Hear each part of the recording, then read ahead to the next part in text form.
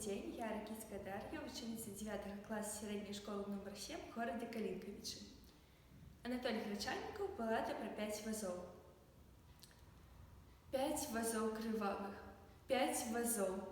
Карники спынили на цвинтары с трупами вояк-рабовников, что не уникли партизанской кары.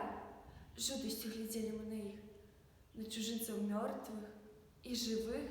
На дерван поклали их шнурком, под гору стекала кровь цурком, и копали карники поныло, тым забитым для церквы могилы.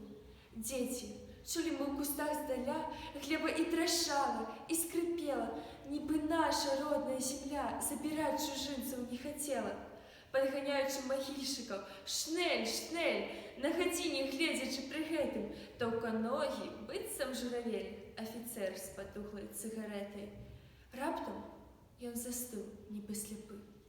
Вочы аж заенчылі ў нябогі, калі з ям магільных чарапы пакаціліся яму пад ногі. З чарапоў грудок на ўзгорак рос. Як ачуўшы гэты стет і сорам, праз акно цыркоўнае Христос на захопнікаў глядзеў з дакорам. Чарапы звінелі, як званы, продкаў, што спачылі на цвінтары. З гнеўнаю усмешкаю яны карнікам глядзелі прама ў твары. Не спачыць пагляд іх вачаніц. Аўтамат ускінуў некі фрыц, зачмурэлым жахам у вачах сікануў чаргой па чарапах. Сіканулі ўслед усе за ім, толькі пыл навокал, толькі дым, хаты захлынуліся ад слёз, прачуваючы смяротны лёс.